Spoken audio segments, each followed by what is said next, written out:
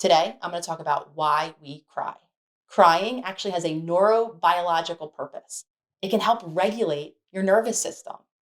When we experience overwhelming emotions, we often cry as a way to physiologically bring our body back to a parasympathetic or a grounded, regulated, peaceful, calm state.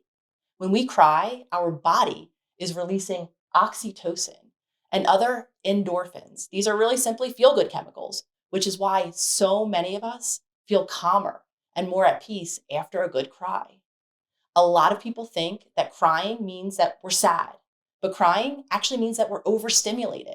Some of us might cry when we feel angry, or maybe frustrated, when we feel unheard, or really any other emotion that puts our body into fight or flight. Now, of course, a lot of us grew up in homes where we were punished or shamed for crying. And maybe when we were upset, we heard things like, stop crying, or I'll give you something to cry about. Or we might have heard, it's not a big deal. Stop being so dramatic. And because so many of us heard these things growing up, we might continue to feel shameful or uncomfortable whenever we or other people cry around us. And some of us might even apologize when we're upset and when we're crying. It is so important to understand. Crying is an extremely natural release for our bodies. So here are some helpful things to remind yourself the next time you cry. You can remind yourself that it's healthy, that it's natural, that it's safe and okay to let your emotions out. You can simply let yourself. The next time you cry, you can also take a break. Excuse yourself if you needed a minute of space or of pause if you're getting too overwhelmed. The next time you cry, you can and should avoid apologizing or saying sorry for crying. You don't need to apologize for a natural human response. And finally, the next time you cry, you can take some deep belly breaths, maybe putting a hand on your belly, feeling your inhale and your exhale.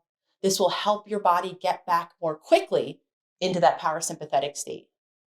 Now, here are some things that you can do when other people cry. The first thing is you can try to avoid having a knee-jerk reaction and immediately saying something, oh no, don't cry, I didn't want to upset you. Allowing them the pause so that they themselves can cry.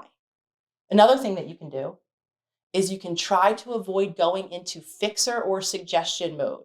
That point where we immediately try to solve the problem, give someone advice, give them a solution.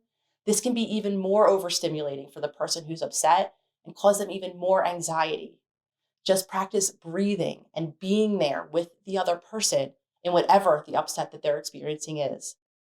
When someone else is crying, even if you feel uncomfortable and maybe believe that you caused them to cry, you were the cause of their upset, you can avoid personalizing it.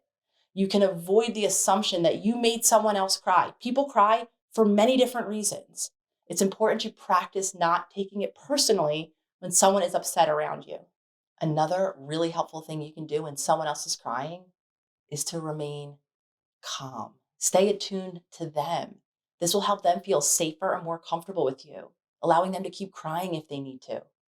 And the final thing, if it's someone that you're close to and feel comfortable with, and that you know enjoys or is soothed by affection, you can give them affection. If you're aware that that helps soothe or calm or comfort them, put a hand on their back, grab their hand, maybe give them a hug.